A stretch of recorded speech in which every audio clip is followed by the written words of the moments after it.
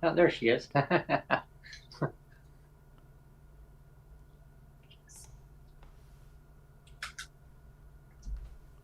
we go, Brent. Hello, everyone, and thanks for tuning in to PWD Allies podcast. Today's 150th episode.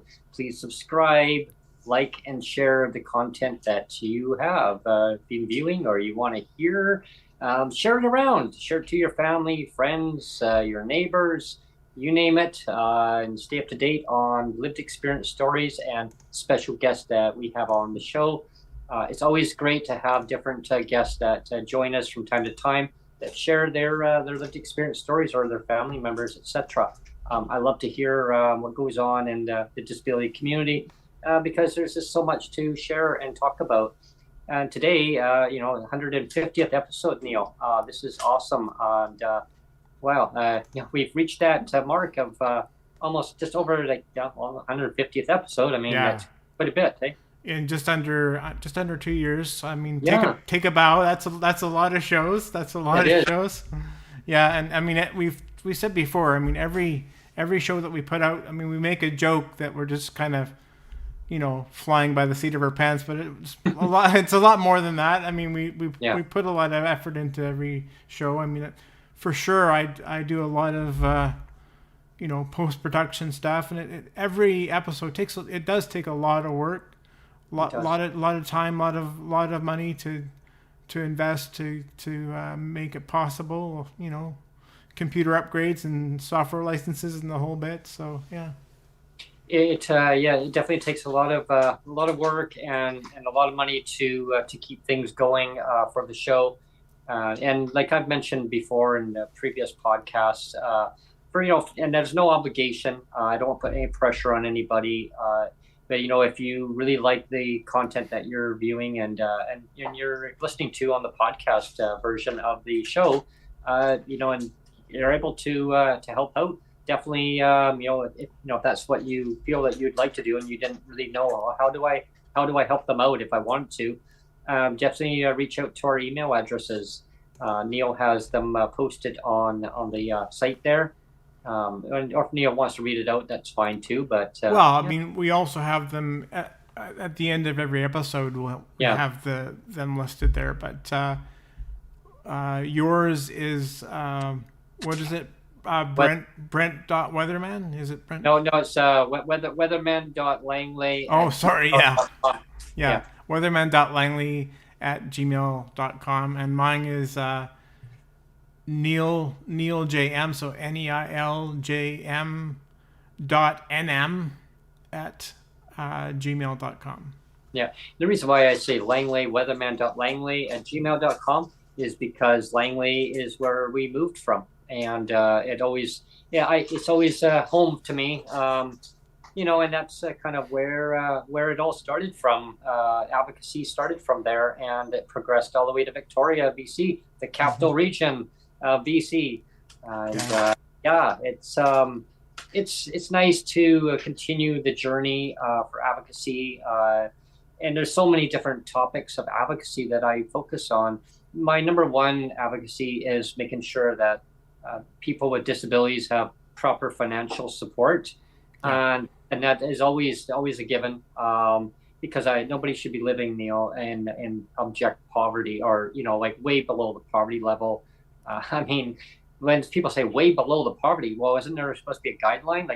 There's a line, of poverty, and if there's below poverty. Now, when you have a person with disabilities, that escalates even more of below poverty because you have ongoing expenses.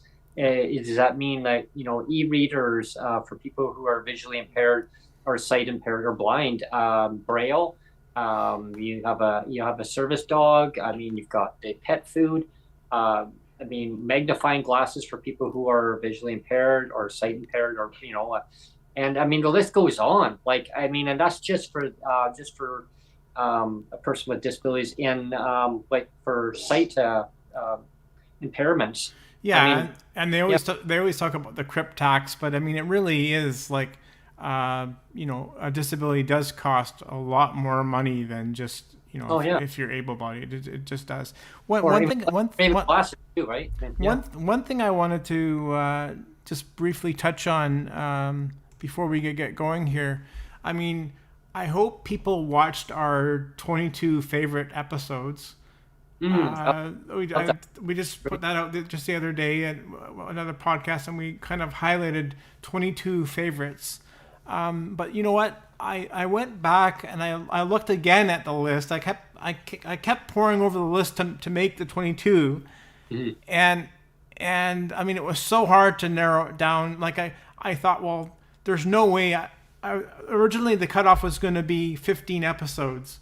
Because I thought, we'll do the 10% rule. 10% of 150 is 15, and then I thought, well, there's no way I can cut it down to 15. That's just too, because there's too many good episodes. So then I thought, well, maybe 17, and I thought, no, I can't, still 17. 17 is not enough. So I kept bumping it up to 22. But you know what? There still is about 3 episodes that I wish we have put on the list, so that would have made it up to 25. And I'll tell you what those 3 are, and I list them as honorable mentions, because one just kind of popped up when I was going through all the I went through season 1 again. I went through season 2 again, and one that really stood out to me was actually back episode 10. Remember we were talking the last podcast, we talked about origin stories, and you had your origin story, and we flagged that one.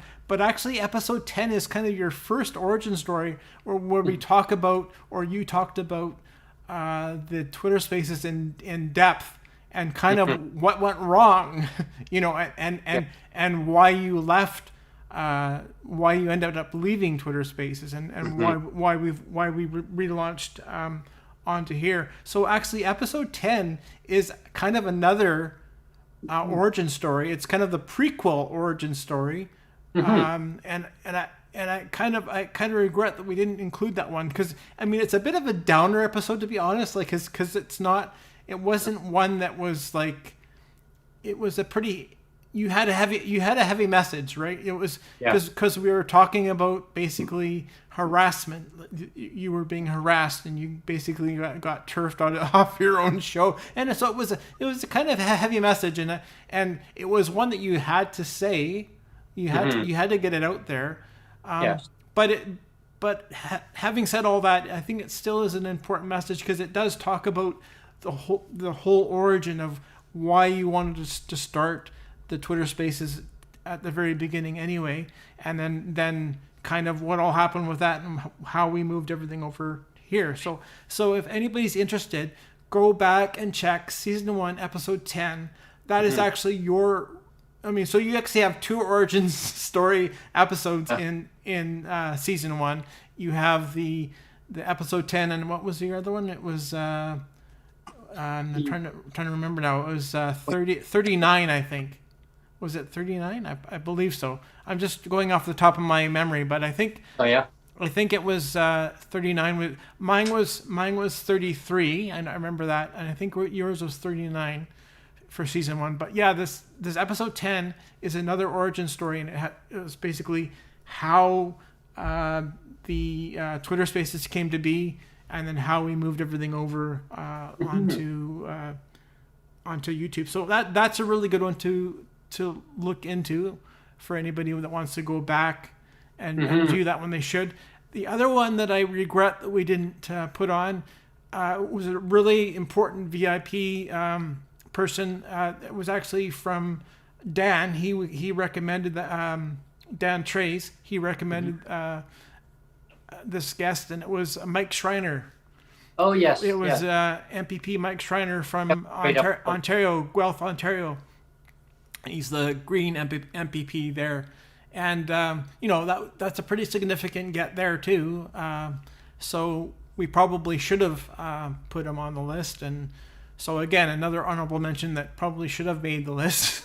And then the third one, again, that I kind of regret is that we didn't put on the list is Meagan Gillmore, and that was season 2, episode 26. Meagan Gillmore, and she's a writer reporter for AMI and Canadian Affairs, and that was an episode all about MAiD, and I know some people don't like to talk about MAiD, or some people are really for it or really against it. It's a really hot button issue, but it was a good episode. I thought we handled it well. Meagan was very knowledgeable. She dispensed a lot of really good information on the episode. For me, MAiD will always be controversial. I mean, I think I've been pretty clear about what my opinion about MAiD is that, I think all life should be sacred, and that all life matters, and I think, that MAiD is, I don't know, it's just, it doesn't respect life, and I have a hard time with that, and I understand that, that it exists for a reason for people if they really are at end of life, but again, because I'm a Christian man, I've always believed that, God brings you into the world, and God should be the one to bring you out, and that's my personal opinion, but yeah. Yeah, I mean, I remember that episode just as clear as day. Because you're right, Neil. I mean, it is a touchy topic for sure, and I mean, it'll trigger people in different ways when they hear about it. The stories that I kept seeing on social media from time to time, from different individuals when it came to that, is they just wanted proper financial support. Like it affected their well-being, their housing situation, or just the cost of living. And when people would hear MAiD, well, that's just the government's way of saying, well, we don't want to help you, so I'm sorry, like you can choose this pathway here, because we're just gonna check out on helping people, and that for me, like hearing stories about that, I was just like, wow, like does it really society have to be that way? Meaning government have to be that way, where if you just give people a floor. And some of our guests that they focus on like different versions of basic incomes, and that I think that's just a proven theory right there, where you just give people the basic floor where they can now make decisions, financial or better housing decisions, or their financial situation in a better way, and maybe there's opportunity in different ways where they can work with it from that point on. But waiting on these archaic programs across the country, and the premiers know that they're archaic, but they're deliberately not wanting to increase these rates, and it just infuriates me that they're okay. Like they're okay with just keeping it as a status quo, and then they'll blame each other government. Well, your government didn't do it. Well, you're in power. Yeah. Well, what did your government do when they're in power? And it's like to keep passing that ping pong ball back and forth. Yeah. And then you got the federal government, who announced like 4.5 years ago. Yeah, like people are watching probably thinking, what? Yeah, 4.5 years ago for a CDB that's still, I mean, completely bungled right up. I mean, it could have been done proper, from the get-go, right? When it was announced. I mean, they've got all the facts, they've got all the information. And again, it's just excuses of why not to help out your Canadian citizens, right? Yeah, and I guess, the bottom line as to why I thought the Meagan Gillmore episode was really good is because, it was a balanced episode. She gave it was a balanced look at MAiD. I think a lot of the time when you see MAiD posted on, online and in social media, it can be kind of glorified or clickbaity, you know what I mean? Yeah. And I really don't like the fact that MAiD has become this, thing to glorify or to thing to clickbait. And so I always want to stay well clear of that. And I thought that our episode with Meagan Gillmore was a really good balanced episode for that. So that's why it should have made the list and it didn't. So I kind of apologize for that. But yeah, definitely another honorable mention for sure. You know what we could probably do, is do like another compilation of Brent's favorites. Yeah. And we could maybe do another section of those. We'll put it off for next year though. Yeah. We'll put that off. So another one where we can do another kind of like a future one. So for Mike Schreiner and Meagan Gillmore, it's kind of my little apology that you should have made the list. It's just a lot of work that was put in. Yeah, and it was a lot of work, and I really did pour over. And like I said, it kind of felt stupid to balloon it up that high anyway, because I kind of did want to apply the 10% rule initially, and I thought, well, 15 episodes, and I just couldn't do it. So I kept adding more episodes, and I thought, well, at some point I got to cut off and say, okay, that's it. So that's kind of what I did. But then I realized, I really left a couple of important episodes off there. So anyway. Well, there's always episodes that we'd love to have on. Have every single one on. But that would be, oh my gosh. Yeah. Watch all 150 again. Yeah. Here, let's watch all 150. Folks. There we are all at once. And I know there's an apology to the guests that didn't get their they're all great. Like we said, we just tried to highlight the kind of the ones that mean the most for us personally, and the ones that kind of were milestone ones for the show that were important kind of benchmarks or milestones for the show that really kind of pushed the show forward.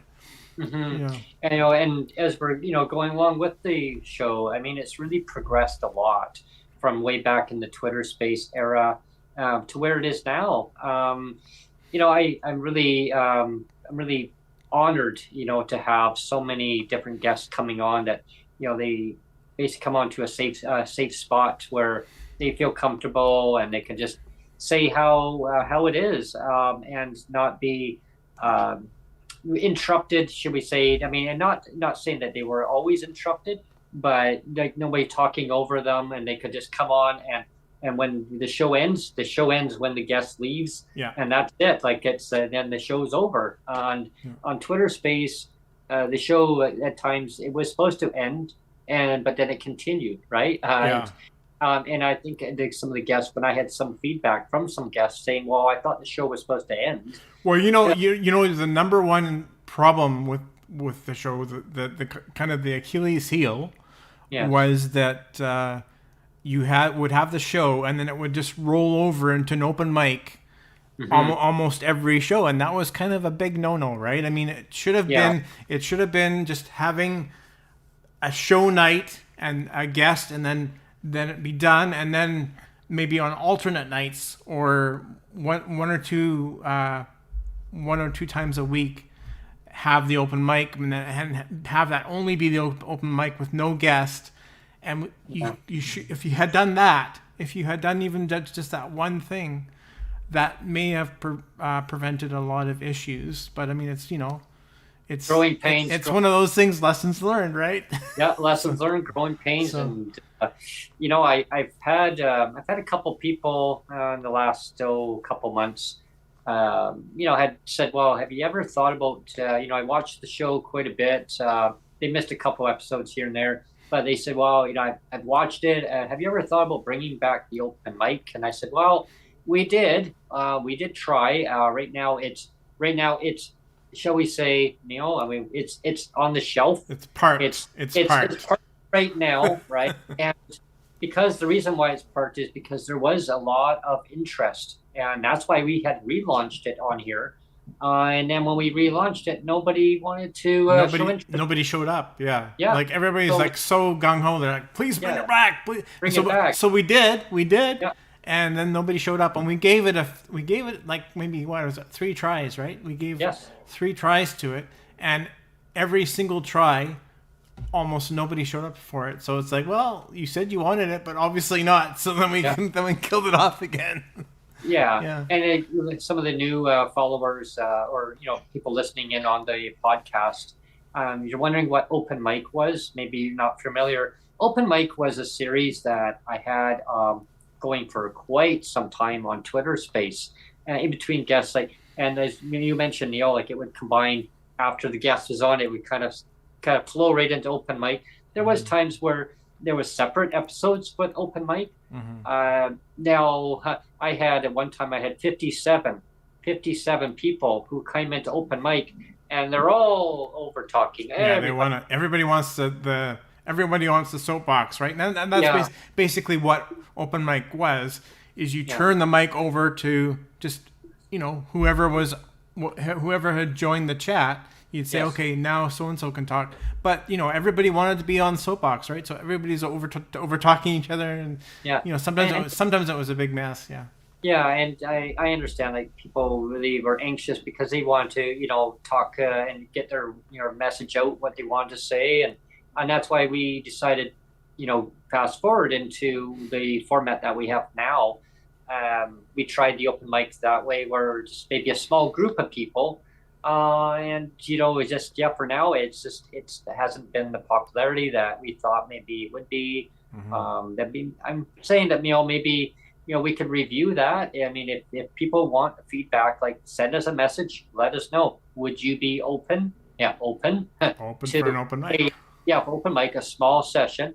When I say small session, I mean we could do as a trial of 3 people, maybe 4 maximum. I wouldn't want any more than that because then it becomes a lot of over talking. But we would all take turns and basically just kind of put it out there. It's like the rant and rave session that we have. It would be just an open invitation really for just anybody, because we always put calls out for guests to come on, but maybe there might be a few people out there that are a little bit unsure about coming on the show and kind of carrying a whole show.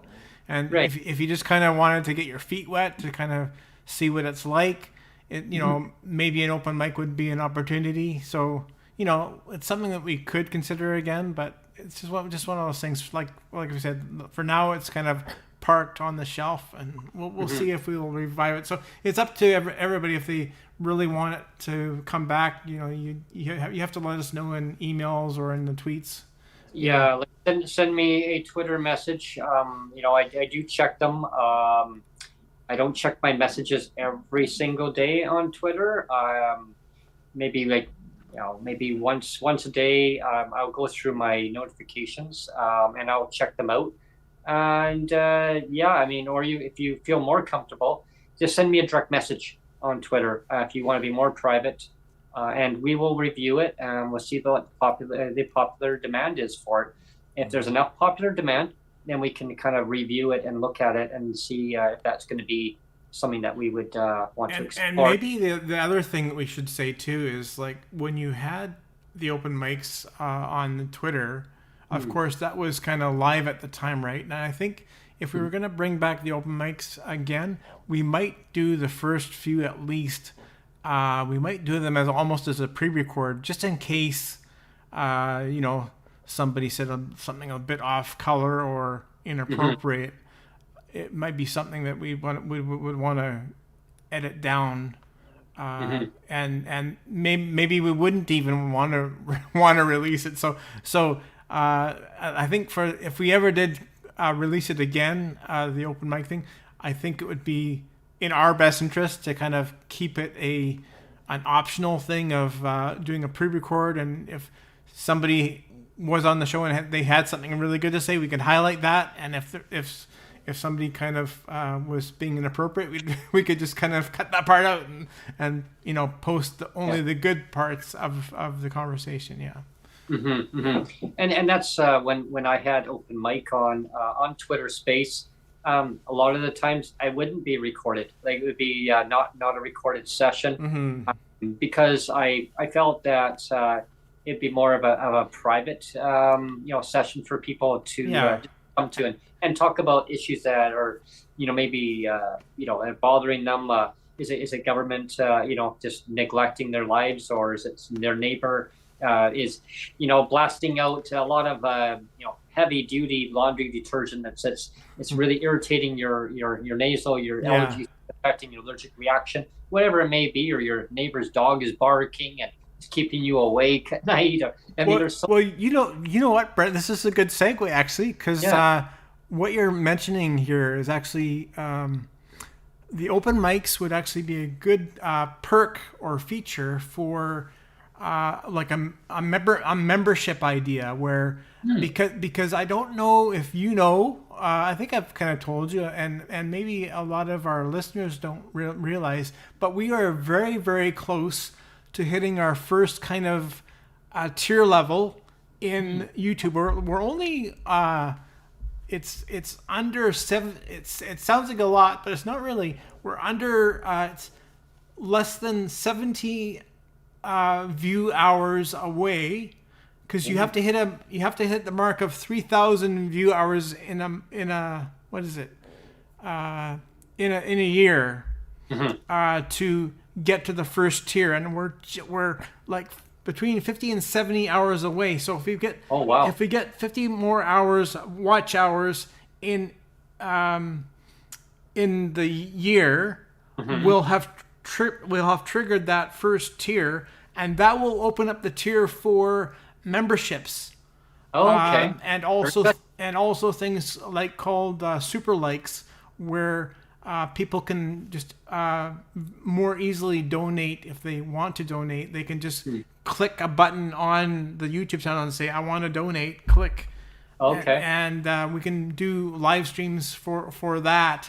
And like I said, a lot of private membership things, and maybe the open mics could be a kind of a membership perk. So that's something that could be opened up in the very near future, because like I said, we're only about 50 to 70 hours away from triggering that first level. Yeah. So again, everyone, if open mics is something that you could relate to from way back in the Twitter sphere era, and you liked it a lot and you miss it, and you want to be part of that, let us know. Definitely, like I say again, and like Neil mentioned just a few seconds ago, that it could trigger off a membership situation, and the more people share out the content, we always say like, share, and subscribe. The more people share out the content and give a like, give a comment, or subscribe, it does help the metrics. So then we're like I said, we're getting up and up and up, and we're going to hit that. We're pretty soon going to hit that tier level, and then we can start doing all this kind of cool membership stuff. And and that's because we've talked about even something silly like coffee mugs. Like we are serious about it, but I mean that would be another one that we would do. We could do coffee mugs with the PWD Allies logo. And instead of this coffee mug here, I would have a PWD. And have that as a perk too for membership too. Yeah. Would you like to have your PWD Allies coffee mug, and you know what? We could even have your picture on the mug. Yeah. I'm an ally. As an ally, yeah. I'm an official ally, yeah. So we should say. I mean, we had Cheryl Hardcastle's picture up on the thumbnail and on the opening title card there. Now, she was supposed to come on, but for some reason she's not here. And so hopefully we can rebook. So something must have come up, because she was aware of the episode. So I guess something came up last minute. Where she's not on, so we were looking forward to it. So hopefully she can maybe rebook later in the week or something. Today we were going to have Cheryl Hardcastle joining us for our 150th celebration today. But like you mentioned, Neil, something must have come up, and unfortunately Cheryl was not able to make it today. I look forward to having her on whenever that is possible for her. We always love it when she comes on, and it's great. She has so much energy. She has so energy and input into what's going on, and she really puts a positive light on the situation. So when someone's feeling down, she boosts the energy up to give people hope that yes, there's going to be hope in the horizon. And I love it. She's my favorite. And and many other guests too are my favorite. Like we mentioned on the 22 favorites one, she was kind of your first big name person on your Twitter Spaces. She was the first one, and that's kind of why we hold her in such high esteem, is that she was the one that was really out front and really pushing your Twitter Spaces and really kind of doing the rah thing. Yes. And it's great. So you need big VIPs like that to really push the message, and she was always that one to do that. So yeah. And then after Cheryl came on as the first official MP at the time, she had retired from that, but she was the first prominent person came on, and after that it was a ripple effect where I had started having more different. You had a lot of big guests lined up. I mean, there was so many doctors, nurses. I mean, you name it.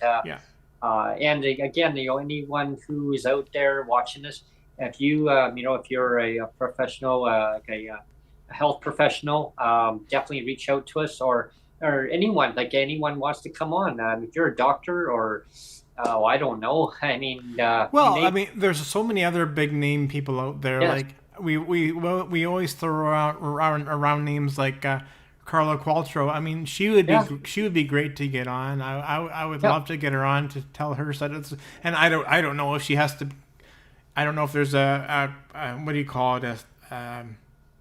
What do they call it? A blackout period where they can't say anything for a while about what happened. So I don't know if she's under any obligation to not really say anything yet. I don't know how that works. But it would be great to have her on and kind of get her scoop on everything that kind of happened and didn't happen with the with the CDB, and and then people like Rick Hansen. I mean, I've met him a few times now. I would like to get him on. I mean, here's another guest. There's a lot of people. Michael Bublé. Michael Bublé, come on, Michael. Come on, Michael. I've tried so hard. I mean, I've resorted to begging. I've resorted to begging, and it's not a good look. It's actually not a good look. But I've kind of resorted to begging, and I even said to his main publicity person, I said, can you even just do a 30-minute short? And she's like, no, he doesn't have the time. And I'm like, oh, come on, but yeah, I would love it. I would love it. I'm gonna keep trying. I swear. But I would love it if Michael come on. And I mean, it's true that he's kind of been the running joke of the show. I mean, again, the reason why we kind of had him as a running joke, and the reason why we have, we have Tim Hortons as the running joke, because I was thinking, what's more Canadian than Tim Hortons and Michael Bublé? I mean, that's two of those things that's Canada right there, right? To me, anyway. So I thought, and again, the reason I really maple syrup there. It's like maple syrup. Canadian thing. And the reason why I really like Michael Bublé is for people that don't really know his story. I mean, yes, he's a famous singer and everything, but he also has a son that had cancer, that had childhood cancer and had to do a lot of treatments. So this is a guy. I mean, yes, he's really famous. He's local to Vancouver, so a super famous local celebrity. But here's a guy that understands what it is to struggle a little bit. He understands disability maybe a little bit more than some celebs might, and he also is a really strong Christian man. He's very strong in the faith. And I just thought, it's just a really important message to have somebody that's a really good local celebrity. He's very self-effacing, or what's the word, or where you can make fun of yourself. Yes. He's very good at that. Like he just kind of makes fun of himself a lot, and he's just kind of the guy that you would just like to have a beer with, or a rum and eggnog with, And so yeah, I still hold out hope that one day that he'll come on the show and we can have a beer or a coffee with him, or a rum and eggnog, like I said, and just sit down and talk about his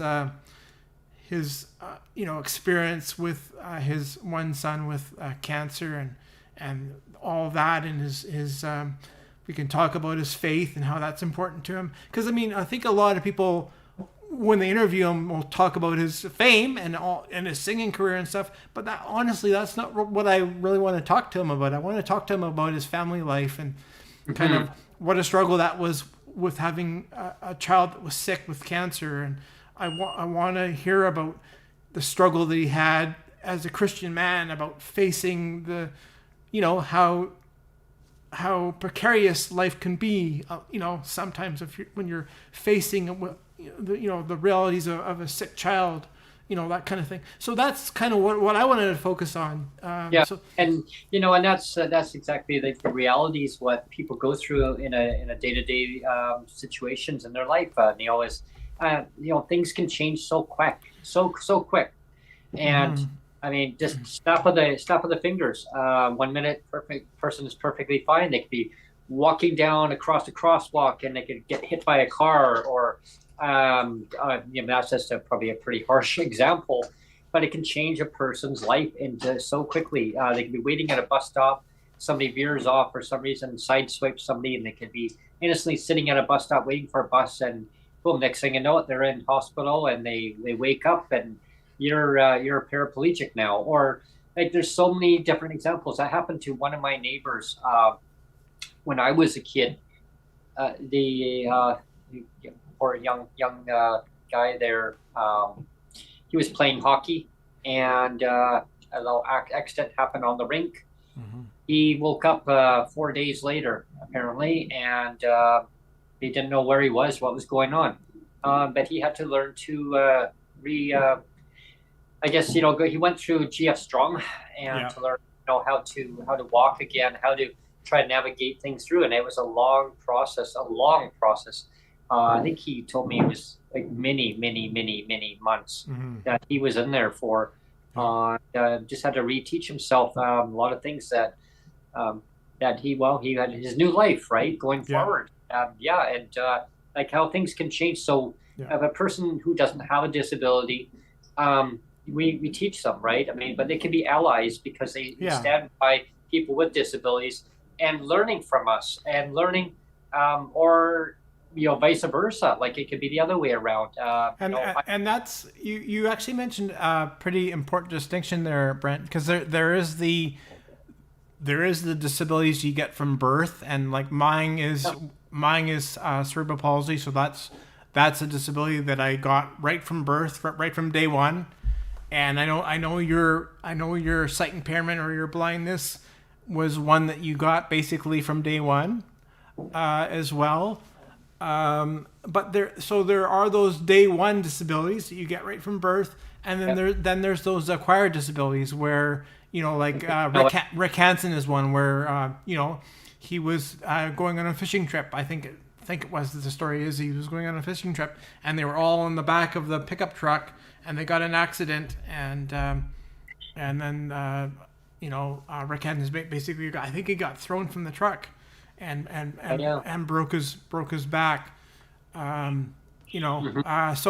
there's lots of different ways you can acquire a disability through injury later on, but it's a very different mindset, right? Because I don't know about you, but like when I was growing up, and I've always say that that when I was young and I'd go to the shopping mall, I would very rarely see other people with disabilities. It would just be me, and that was because back then, and we're going back, 50 years almost, maybe.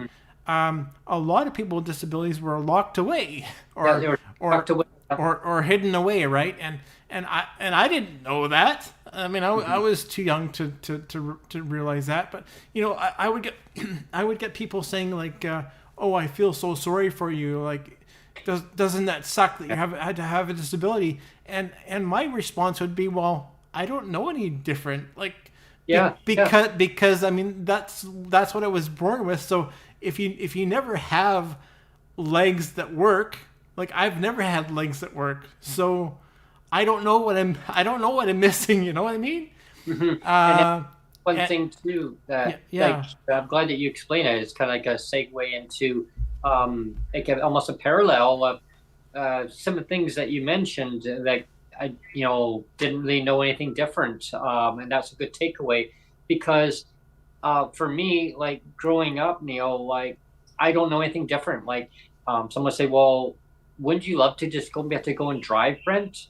I don't know. Like what is that like? Like I don't know. Like driving a vehicle, I don't know. Like I can't really wrap my head around it because I don't. My vision's not there strong enough to basically focus and concentrate to be able to drive. Like for me, like if all of a sudden I had some kind of cure to my disability for visual impairment, like I don't know, like I would just keep doing the same thing I'm doing now and just taking the bus because that's what I do. That's my mode of transportation. Like so or someone would say, well, you can overcome your disability. When I was I'm not almost a teenager, not quite. One of my neighbors had bought a house 2 doors down from where I lived, and said, "Well, Brent, you could overcome a disability if you really put your mind to it." And I told my mom that, and she said, "You need to stay away from that neighbor, because that's very, very not a nice thing to say to a person. Oh, you can overcome your disability." Yeah. And I was like, "Well, who is she?" Like that. Like I was really hurt. Like I said, "I can't change who I am, Mom. I mean, am I supposed to? Like, am I supposed to change my life because somebody wants me to?" And she says, "No, Brent. People have to accept you for who they are. And if they don't want to accept you for who they are, then they shouldn't be around you, right?" And I learned that growing up, going forward through school and getting teased. Like I used to get picked on a lot, so I would be kind of almost like a loner myself. Like there was other students in my classes that had disabilities, but they weren't having like sight impairments. There was other ones who had the learning disabilities, but then there was other ones who then did come into the school who I could then relate to because they did have disabilities where there were sight impairments. So we kind of sort of grouped in together, but I still felt kind of isolated away because it's just how other people would treat me. They used to call me like Four Eyes. One of my teachers had said to me, "Brent, why are you upset?" Well, I mean, the person called me Four Eyes. She goes, "Well, think of it this way: 4 eyes is better than 2 eyes, isn't it?" Yeah, it's true. So I started using that. They said, use that as your ammunition going forward. And you can't change who you are. I used to, for quite some time, I'd go through school where I wouldn't look at a person directly because I didn't want to get treated differently. So I wouldn't really focus on them, but I would be looking at them, and then they would be staring at me, and I'm thinking, well, what are they looking at? Well, they're watching my eyes moving back and forth, and it's part of my condition, stigmatism, but it goes further deep to more in depth of stigmatism, where people would think I'm not really concentrating on them, like I'm not really, like I'm nervous or something. Yeah. So for quite a while when I was going through school, I would then turn my head and they could talk to me, and I pretend that I'm looking at something else. Oh yeah, no, I'm listening to you. And then I look back at them because I didn't want them to keep staring at me. Like, why are you staring? And they're watching my eyes, like trying to figure out what's going on with this guy. And I figured I'm nervous. So like employers used to do that to me too, like for quite a while. They figured I was nervous in an interview. So yeah, we've got other people to go through. Yeah. Or they would say, well, they didn't want to take the time because, well, you've got a disability. We don't, it's going to cost us too much money. You're going to be too slow. I worked at a corporation, and I'll even say it right out to the media, like to anyone watching or listening to this. I worked at McDonald's like way back. I tried getting a job because everybody in school, hey, they want a job at McDonald's, right? Yeah. And one of my teachers said, Brent, go for it. I mean, why not? I said, well, you're good with people, like you're a chatterbox when I was a kid. I mean, how would that, right? So I applied and I said, yeah, like everyone was getting a job. So my mom goes, well, it's up to you. I mean, as long as it doesn't interfere with your homework, I mean, maybe 1 or 2 days, I go, okay. And, maybe a couple hours. She said she didn't know how many hours they could give, like 4 hours minimum, I think it was at the time. Mm-hmm. So I applied and they didn't get back to me. And everybody else in my class got the job, not me. I was the only one. Wow. I was so upset. And I said, well, what did I do wrong? And I talked to one of our student counselors. I said, well, what did I do wrong? I don't know, Brent. I mean, why didn't you get the job? I go, I don't know. I'm just me. Mm-hmm. So they said, well, you know what? We'll look into this for you. Mm-hmm. And the counselor actually contacted the store. Mm-hmm. The actual contact person said, well, why didn't you give Brent the job? Mm-hmm. Oh, well, we don't want to deal with people with disabilities. He's too slow. His vision would get in the way. Well, can you not accommodate him? We accommodate him in school here. Yeah. That's what we do. We accommodate our students. Well, that's our decision. And that was their answer. That's our decision. We're the employer, right? He's in school. And so I took it personally. I said, no, like I said, that's discrimination. And I knew about the word discrimination because one of our classes in school, we were talking about discrimination and an accommodation. And so I wouldn't leave it alone. My mom kept telling me, Brent, leave it alone. Leave it alone. They've made their decision. Yeah. And I just wanted to do cashier customer service. What I didn't realize, I said, well, I'll learn if you can teach me. So as time went on, they gave me a job. And it wasn't doing that. It was doing cleaning maintenance work. Yeah. Over time, I then went back to college. It wasn't for me. I went back to college. I ended up going back to the company again years later, right? Do you mind if I stop you there, Brent, before you go too far ahead? Because I kind of wanted to stop you when you mentioned disability discrimination. I think that's important to key in on because,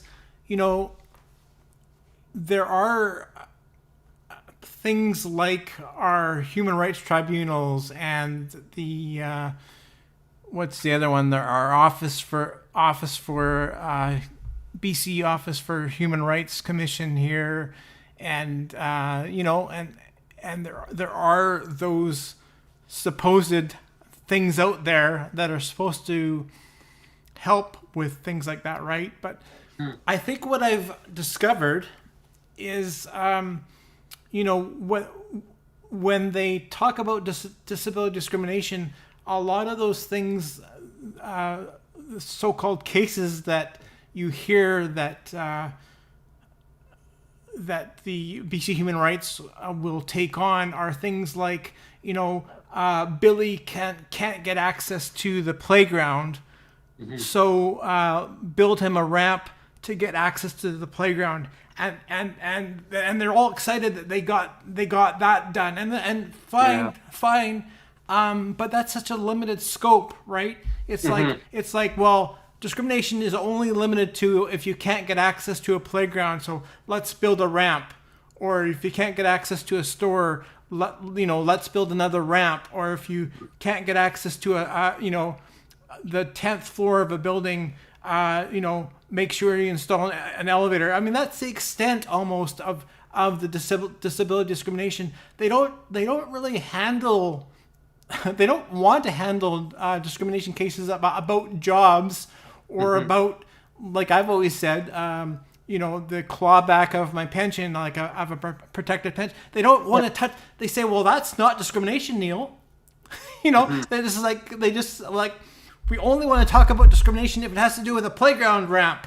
You know, right. like don't talk to us about like discrimination at the job site, or discrimination like that we're taking away a protected pension from you, because you better not call that discrimination. But unfortunately, that is discrimination. That is but they're very focused. It's like, well, we only want to talk about ramps, you know, Mm-hmm. and playground access, and we'll defend that.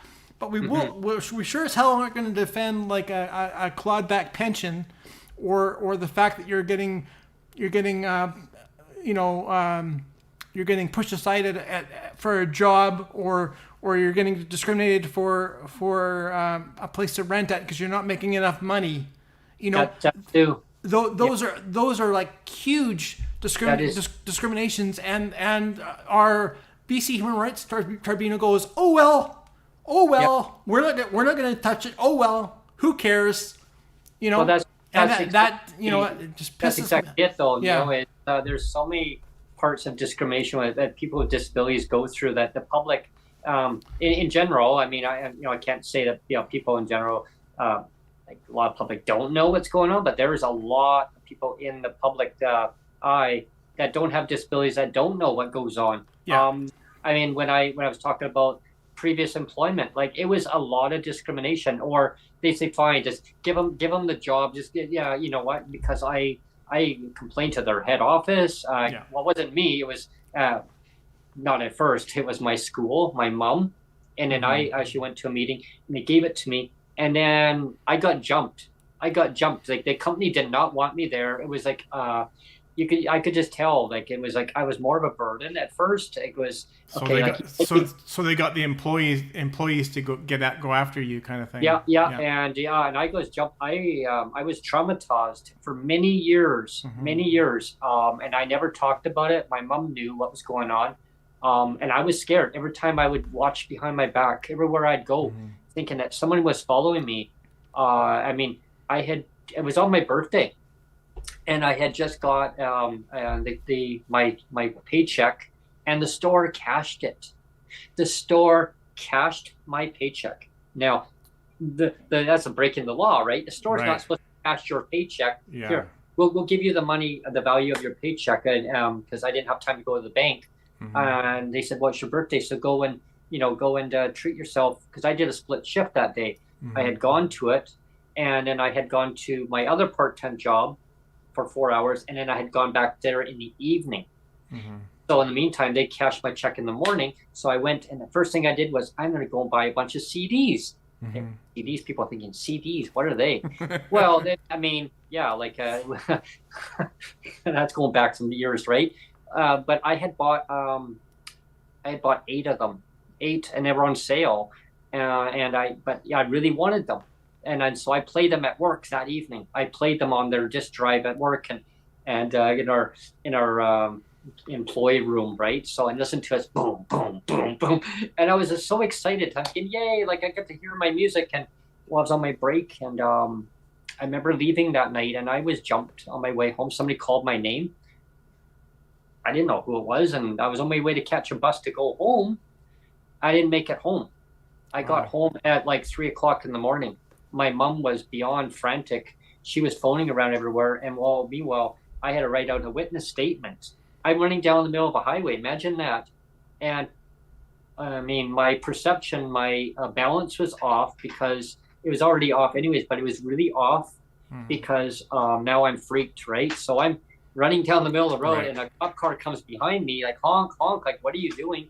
I said, I jumped, so they went around and trying to find where the individuals were, and like I went through a lot of trauma back then. I mean, and I just want to tell the story to people so they figure, oh my God, like, and that came down to discrimination from, like, at the time, I forgave the employer over time. Like it wasn't really on them. At least I didn't know, like I couldn't prove nothing.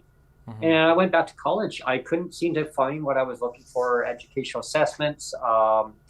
I actually was assessed that I had a learning disability on top of my visual impairment, and other diagnoses that were never really fully diagnosed. That was Sonia's phone ringing, by the way. Okay. Everyone, what was going on there? So live on air. But yeah, I mean, so I found out I had other disabilities as I went on. And that was something that I was going through college at the time, and we were talking about, it's okay, Brent, to talk about disabilities because it's who you are. Mm-hmm. And so I had to share my new information with the class. Mm-hmm. And they said, well, why don't we go and give the company another shot? And I said, no, I was scared. I said, no, I don't want to go down that rabbit hole.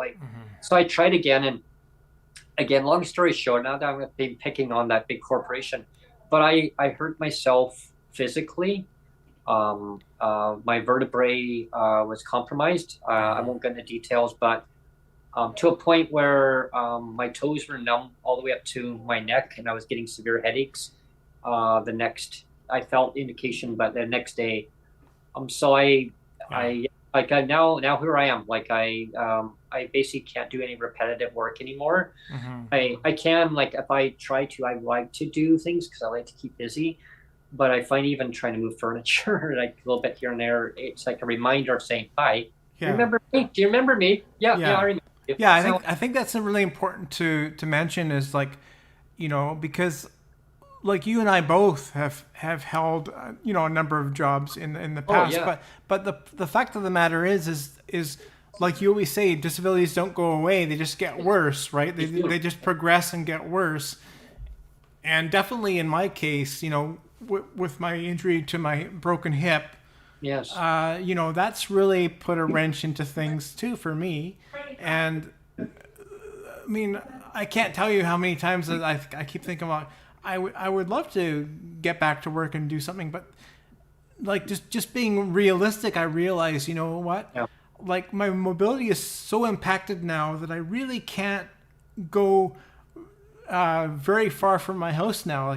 I basically have to stay close to my house. Even just going to the washroom now, my washroom is set up for me at home, mm-hmm. the way I want it, the way I need it. I can't be guaranteed of a washroom that works for me anymore. Mm-hmm. I don't know if I've told anybody on the podcast yet, but I don't, how many months ago was that? A few months ago now, I spent another $15,000 to put in an accessible shower because I can't even lift my foot. I can't lift my feet up anymore. So I need to get just a wheel-in shower. I don't use a wheelchair to wheel in, but I need something with no lip so I can get my foot over, that I can just walk in without having to go over any kind of lip. Mm-hmm. And I mean, you're talking huge bucks, and I had to finance the whole thing, and I'm still paying for it, of course. But it's not a option. It's not a case of it's an optional thing. It's a nice thing to have. It was mm-hmm. It's not to the point of saying, well, gee, Neil, this accessible shower now, that's a nice thing to have. It's not optional. It was not optional. It's a requirement. Yes. I had to spend the money. It's a necessity. I had to spend the money, right? And this is what it's come down to me now for work too, is I am so tied to being close to home now, like I said, with an accessible washroom and accessible shower, and I have things set up in my house the way I need to have them set up in my, if I leave the house, I'm not guaranteed of having things the way I want them. Yeah. Right. Well, it's like one company that I was at, and it was so easy, but it was hard on the feet, hard on the legs, standing in one spot on concrete, right? And so I was there, and all I was asked one time to do, and again, and I'm thinking, my mind says, yeah, you can do this, and so I went, and it was warehousing work, and it was so all I had to do is just read. All I had to do is read a little barcode and some numbers, and then make sure that certain things are in certain envelopes, and then just seal it up and throw it on. And again, it came down to not being able to read that, the fine print for so small. Mm. And again, it's like a supply chain thing. So you got a kink in the chain, they're going to get frustrated. So they started getting frustrated. Why are you having trouble with, Brent? The small print again. And I started getting eye fatigue because I kept straining myself. My mind kept saying, Brent, you can do this. You can do this. I was so wiped by the time the day was because my eyes were so tired and I was getting a headache. But I kept pushing myself, saying, no, you can do it. and I thinking, well, there must be something like, and that was way back when, and on that, and I thinking, geez, like, and so I went to another company, and I said, well, I went back toward the hospitality industry, but this was warehousing, so I figure I'll go, and my expertise is in customer service. Oh, sorry, yeah, we don't need customer service in this. Only cashier. We get cashiers, and they can go and do cleaning. We don't need somebody doing just cleaning. Oh, wow. Sorry about that. And it was everywhere I looked, and I thought, well, maybe I'm going to have to put my expertise to something. And I didn't know what to do. So for like quite a while, I would just, kind of go to community like gatherings and talk to people and just kind of figure out what other people were doing and in my situations. And what it came down to was I had a lot in common with so many other people that had disabilities that would say, well, yeah, like we're in the same boat too, but they had different strengths in different areas. Like some people would do painting, or they would do crafts and arts, and they would just volunteer and help out in different things. And I thought, well, I don't know. Like I was trying to find another knack because all I was used to doing was what I was doing, right? And I realized that repetitious stuff or vision wise, a lot of things like simple things that I used to be able to do, like dishwashing. And I began to realize over time, like I went to an eye doctor too for a checkup, and I don't really make it publicly known on like I don't even talk too much on the podcast about it either. My eye condition is, I was told it's going to be stable for quite a few years. It may stay that way. My condition will not improve. It may not get better. It won't get better, but it won't deteriorate to a point where it's going to like rapidly it get a lot worse in that condition. However, as we get older, when you age, it automatically will get worse. Yeah, and so I was told that things that I might be able to have done or took not really for granted, but be able to do hand and eye coordination. Get my little tongue tied there. I find that very font size is very tiny for me to read, and so like I look at little emojis, I have to reach my hand, go, oh, what is that? And so for some people that would be able to see at say 200 feet, I can see at 20 feet. Yeah. So when I'm looking at something tiny, it's very difficult. And for me, it's like frustrating because like my mind says, yeah, you can do this, Brent, you can do this, but I know that I can't, right? So I push myself, the can-do attitude. And that's, I guess, a good thing, a good, and it's just like good attributes, right? It's just like me with, with my cerebral palsy, like growing up, and I had crutches for the longest time. And I never slowed down. I never really considered my crutches really. But it's kind of funny, like same thing is like in your mind's eye when I was at a beach or something where I had to go over a log, say there's a bunch of logs, I had to go over a log. I mean, in my mind's eye, I was being very graceful. Like I could see it in my mind that I can be just very graceful getting over this log, but in reality, I mean, it was a bitch to get over those logs, or whatever, you know what I mean? Yeah. I remember, like I'd love to like, play like a basketball, and like we'd have like this basketball hoop in our yard. My brother built one in cement area and a basketball hoop. So I'd bang bang. This is great. And then so he says, well, let's play frisbee. One of our friends came over, one of our neighbors came over and played frisbee, and they threw frisbee, and hand and eye coordination. It would fly, but I would miss it. Like why did you? That why did you miss that? Because it was coming at me too fast. And so it was like like things that I'd want to have fun with kids, and and of course my brother would say, well you're just a little baby, go and play with whoever, and like basically kind of like an ableist kind of comment of saying, well I don't have a disability. I go, I have a disability, like I'm trying to work with it the best I can, like well, yeah, okay. Well, then you need to go and sit in the back there and play with the, play with the little kids. You just need a better attitude, Brent. Yeah, get a better attitude. Yeah, and that's the thing, right? It's like if you don't live the life, Yeah. a person with disabilities, you don't understand what you go through, right? But you know what? I think this is a good time to end the podcast and just do closing comments, because I think you could do the kind of a mic drop there. So let's stop with that mic drop, because it was a good one. And so I just wanted to quickly say as my closing comment, you know, and I think you can appreciate too, is like all the time that I had, you know, the different places that I've worked.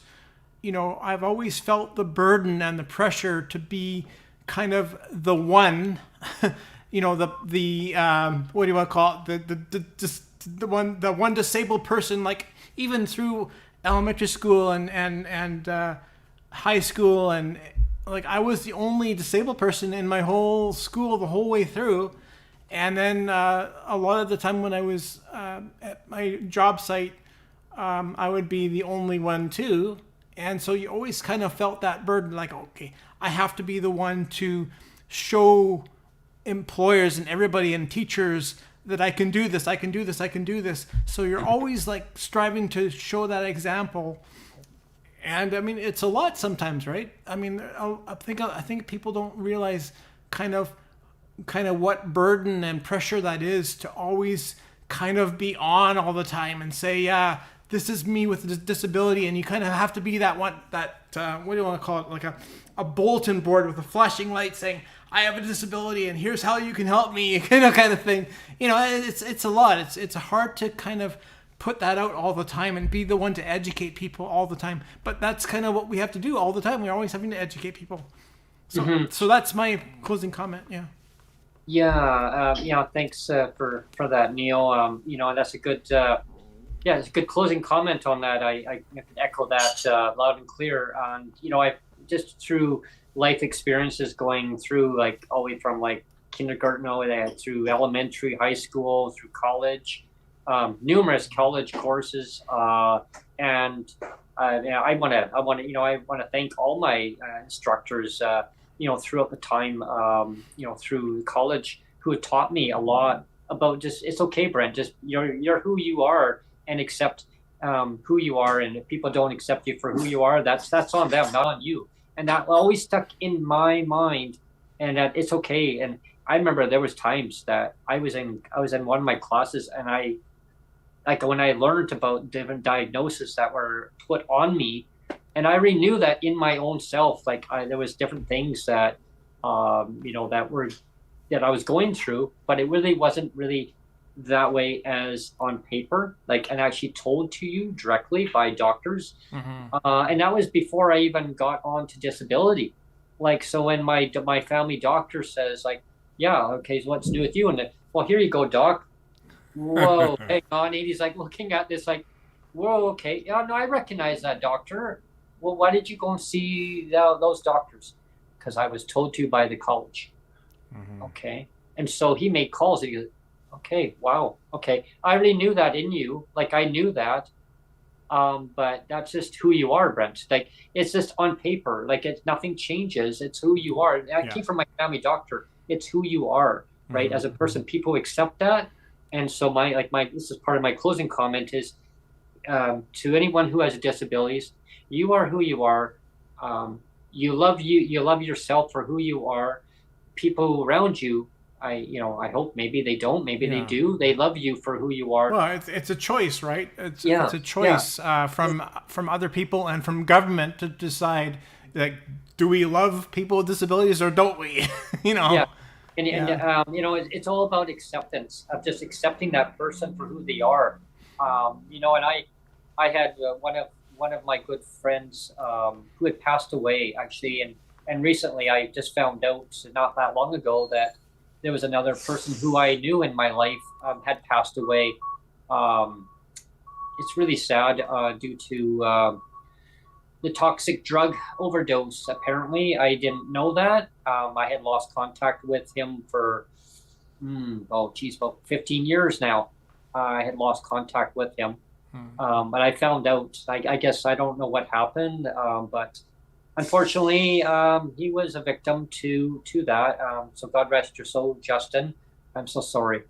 And he was a good friend of mine. So I found that out, and yeah, I mean, life is precious, right?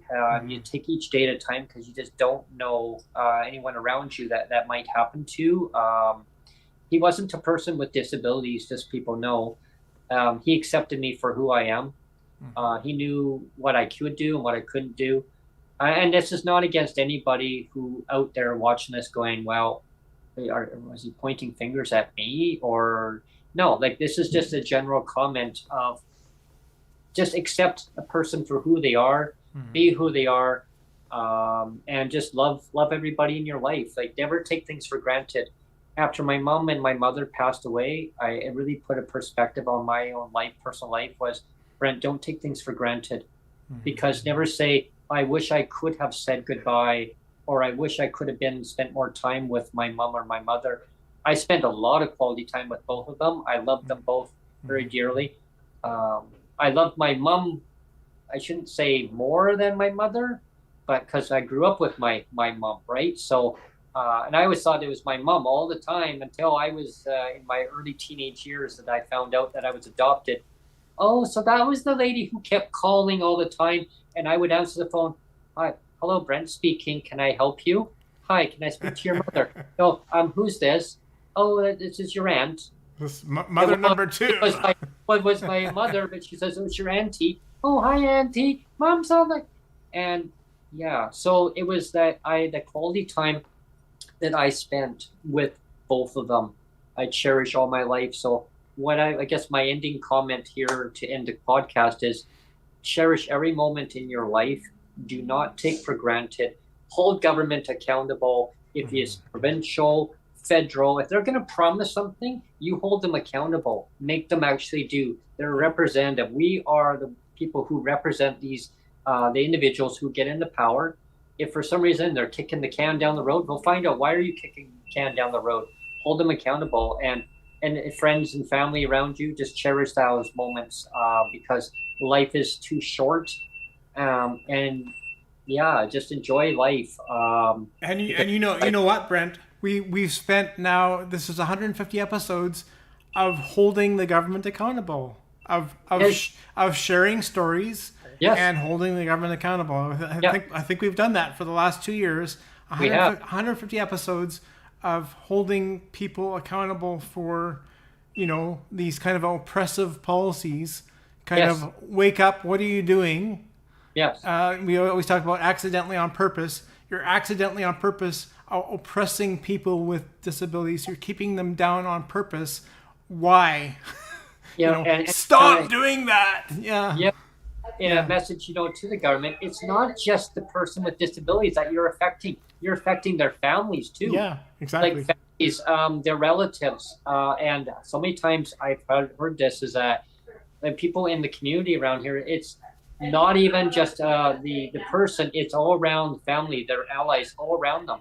So again, whatever your reason is to delay the inevitable, to help people with disabilities, we are residents. We are permanent residents in our province. We are Canadian citizens. So we are part of Canada. If you don't want us to live in Canada any longer, then just say so. We can all take MAiD. Just come out and say that there's a solution. Yeah, just come out and say that we don't want people with disabilities in our country any longer. Prove us wrong. But anyway, I'm just being very harsh on that. Yeah. But hey, actually, we have Kent in chat, and one time we had a podcast, and he said, I forget which podcast it was, but he said, I don't know why you didn't mention this, Neil, and so I'll mention it now, Kent, if you're still on the podcast. He said, well, you should have said that our immigration, our Canadian immigration, if you have a disability, anybody with a disability cannot enter the country of Canada. If you have a disability, you're automatically disqualified from entering Canada. Oh, that's total discrimination. Yeah, and beyond total discrimination. Yeah, I know, and I mean that's a huge thing that I forget which episode it was on, but we should have mentioned it because it is a thing. It doesn't get talked about, but it is a thing where you're automatically disqualified if you have a disability, you're automatically disqualified. So it is what it is, right? I mean, that's just one more example of openly discriminatory policy. Yeah, because there was one guest down, I'd like to try to reach out to. I'm not sure if he's subscribed to our channel, but I'm going to reach out to him on Twitter. I call it Twitter. Elon Musk calls it X. I call it Twitter because it's always Twitter. A gentleman named Adam. Adam Beer. And so I'm going to try to reach out. It's Adam's birthday today. Okay. So I wished him a happy birthday, and he liked my post. Adam is actually from England. Okay, that's cool. Yeah, from northwest England. And so he does a lot of advocacy when it comes to people with disabilities, nonstop posts regarding very important topics. He's liked some of my tweets before. And I saw it was his birthday today. It's 28th birthday, so I reached out and said happy birthday, and he liked it. So nice. Yeah. Kent just made a clarifying comment. He said if you weren't born here, like if you and I weren't born here, Brent, we wouldn't be able to get into the country because we have a disability.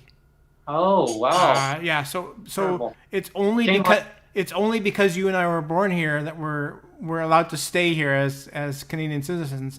If we weren't born here, we wouldn't be allowed in. Oh, I see. But then if you don't have a disability before you got here, they'll let you in. And then say, like 1 second after you're here, you could get a disability, but now you can be here. Exactly. Oh, okay. Got it. Yeah. Anyway, we should good on the federal government. Thanks everyone for tuning in. We should punch out though. Yeah. I hope everyone's enjoyed our show, our 150th episode. Definitely look forward to having Cheryl Hardcastle on in the very near future. If you want to be a guest on our show and talk about your lived experience, definitely reach out to us. We'd love to have you on. So what I'll end up doing is I'll end up changing the thumbnail for the show. Then I'll update it a little bit. We hope that Cheryl can eventually come on again, maybe in the next week or so. She'll reschedule and come on. But this was a good show, and I hope people go back and look at our previous one too, where we talk about our 22 favorites. Mm-hmm. So because that was a good one. That was a good one to celebrate too. But it was a good show. Yeah, definitely, and I look forward to many, many, many, many more. Yeah. Thanks, everyone. Thanks.